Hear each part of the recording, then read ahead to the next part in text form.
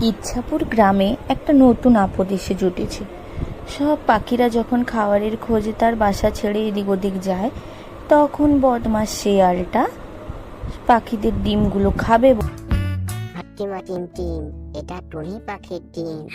হাট্টিমা team team, আমি খাবো এই ডিম। এরপর শেয়াল টুনি পাখির বাসা থেকে সেই ডিমগুলো ফাটিয়ে চেটে চেটে খাওয়া শুরু করে দিল। কোথায় বড় বড় ডিম পারবে তা না, এইটুকু টুকু ডিম কেটে রেখেছে।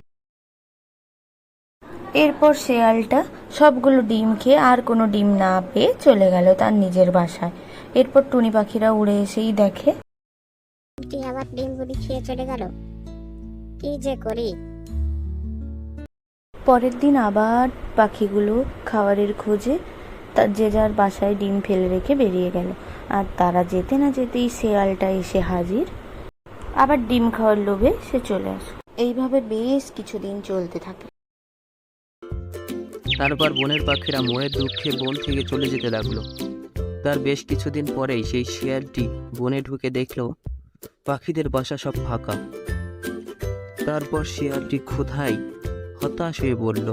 তখন শিয়ালটি বলতে লাগলো, হাট্টিমা টিম টিম, আর পাবো না আমি ডিম। শিয়াল ক্ষুধার জ্বালায় শিয়ালটি এক প্রান্ত থেকে অপর প্রান্তে ঘুরে বেড়াতে লাগলো। সে কোথাও খুঁজে খুঁজে ডিম না পাওয়ায় সে খুব হতাশায় ভুগতে শুরু করলো। এরপর সে গিয়ে দেখে দুটো বড় বড় ডিম। হাট্টিমা টিম টিম, এখানে কত বড় ডিম।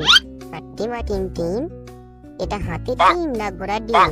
যাই হোক, খুব খিদে পেয়েছে, তাড়াতাড়ি খেয়ে ফেলি। এই বলে শিয়ালটি এই ডিমটা ভেঙে খেতে শুরু করলো। কিন্তু সে কল্পনাও করতে পারেনি এটা ডাইনোসরের ডিম। সে খাওয়া শুরু করতেই সে বলে উঠলো, আহ, কি স্বাদ, আর একটু খাই। তখনই সে ডাইনোসর ফিরে আসলো। তারপর সে এসে দেখলো একটা বদমাইশ শিয়াল তার ডিম খাচ্ছে। ডাইনোসর গর্জন করতে করতে বলতে লাগলো, এই শিয়াল, তুই আমার ডিম খেয়েছিস? আজ তোর পেট কেটে এই ডিম না আমি বের করেছি। হতভাগা, আমার নাম ডাইনোসর না। তারপর শিয়ালটি বলতে লাগলো, ওরে বাবা, এটা এটা কি রে? এটা তো ডাইনোসর। আমি তাহলে ডাইনোসরের ডিম খেয়েছি। কিছু করার আগেই পালাই বাবা। বলে সে ছুটতে পালিয়ে গেল, আর পেছন পেছন ডাইনোসরও ছুটতে লাগলো। ওরে বাবারে বাঁচাও, ওরে বাবারে বাঁচাও। তোকে কেউ বাঁচাতে পারবে না রে হতভাগা। এরপর সে ডাইনোসরের প্রবলে শিয়ালটি কোনো রকম প্রাণে বেঁচে গেলেও তার লেজ কেটে একেবারে আলাদা হয়ে গেল। ওরে বাবারে, আমি মরে গেলাম রে। ওরে বাবারে, আমার তো লেজ কেটে গেল রে। ওরে বাবারে, এ কি হয়ে গেল রে? ওরে বাবারে, আমি আর কোনোদিনও কারো ডিম খেতে পারবো না রে।